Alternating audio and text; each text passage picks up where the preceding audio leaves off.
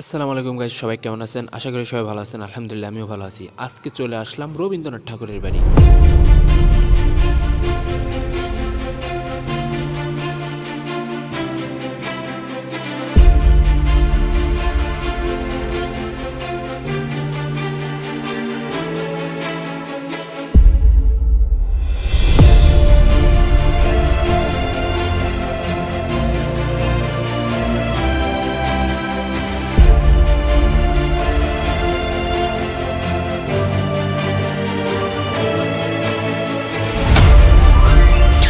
তো এই বাড়িতে আসার জন্য আপনাদেরকে সর্বপ্রথম কুষ্টি আসতে হবে। তারপরে সেখান থেকে যে কোনো একটি বাস অথবা সিএনজিতে আপনি এই ঠাকুর বাড়িতে চলে আসতে পারবেন।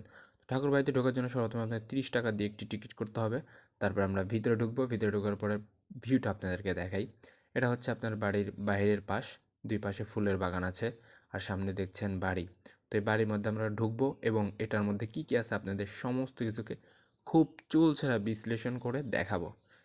তো প্রথমে আমরা বাড়ির বাইরে চলে আসলাম। এখানে দেখতে পাচ্ছেন বাচ্চাদের অনেক রকমের খেলনা আছে এবং ফুল, যত রকমের মানে নানা রকমের বাহারি আইটেমের খাবার আছে এখানে, এবং রাইফেল দিয়ে ফুটকা ফোটানোর যে খেলাটা আছে এখানে সেটা আছে। 20 টাকা দিয়ে 5টা গুলি কিনি, কিন্তু একটাও লাগাইতে পারি না। এরপরে চলে যাবো ঘোড়া গাড়িতে। আমরা ঘোড়া গাড়িতে চড়বো, এখন ঘোড়া চালাবো। তো প্রথমে আমরা আমাদের হুজুর যে ছিল তাকে ঘোড়া গাড়িতে উঠতে দিলাম। তারপরে আমরা চলে আসলাম রবীন্দ্রনাথ ঠাকুরের লেক পাড়ে।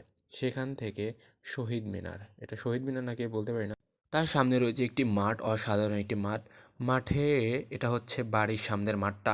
এরপরে হচ্ছে আমরা এখন বাড়ির ভিতরে ঢুকবো। তো ঢুকতেই দেখতে পেলাম তাহার টেবিল, তারপর হচ্ছে পানির জার, পানি যেটা ধারা সে পানি ঠান্ডা রাখতো, এবং এখানে আরেকটা আছে পানি পরিষ্কার করার জন্য একটি জার তার রাখা আছে।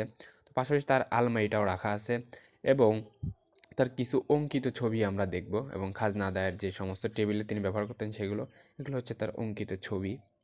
তারপরে এরকম অনেক ছবি আছে তার এখানে। তারপরে এখান থেকে চলে যাব হচ্ছে তার লোহার সিন্দুকের কাছে, এটা হচ্ছে তার লোহার সিন্দুক। তারপরে এখান থেকে আরেকটা কী দেওয়া আছে এটা বলতে পারি না, এটা কিসের রং করতে ছবি বলতে পারি না। আর এখানে অনেক সুন্দর সুন্দর পেন্টিং আপনারা দেখতে পাচ্ছেন। তো এখানে কিছু বিভ্রান্তকর পেন্টিংও আছে যেগুলো সম্পর্কে আমি কোনো কথা বলতে চাই না, কারণ আমি অন্য ধর্মের, মুসলিম ধর্মের। তো তারপরে এখান থেকে সোজা আমরা চলে যাব হচ্ছে 2 তলায়, অর্থাৎ এই পেন্টিংগুলো দেখানোর পরে আমরা 2 তলায় যাব।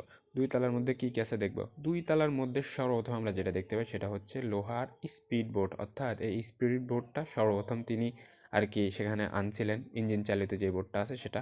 সেখান থেকে চলে গেলাম হলো ছাদের কর্নারে, 2 তলার ছাদের কর্নারে চলে গেলাম। সেখানে আপনাদের ভিউটা দেখাচ্ছি যে আসলে সুন্দর, কতটা সুন্দর দেখুন। তো এখানে দেখানোর পরে আমরা এখন বাড়িতে যাওয়ার জন্য রওনা দিচ্ছি। সব দেখা শেষ।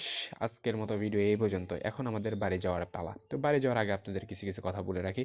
তো রবীন্দ্রনাথ ঠাকুরের বাড়িতে আসার আগে আপনাদের সর্বপ্রথম যেটা মাথায় রাখতে হবে সেটা হচ্ছে আপনাদের বাচ্চা যারা আছেন তাদের জন্য ফ্রি, এবং যারা অন্য দেশের আছে অর্থাৎ বাহির কান্ট্রির যারা আছে তারা হচ্ছে 400 টাকা, 400 টাকা। আর আমরা যারা দেশীয় আছি তারা হচ্ছে 30 টাকা। আর যারা কলেজ স্টুডেন্ট আছেন তারা হচ্ছে 20 টাকা। এবং এটার মধ্যে যদি আপনারা ঢোকেন এবং ভিডিও চালু করেন, এর জন্য আপনাকে জরিমানাও করা হতে পারে।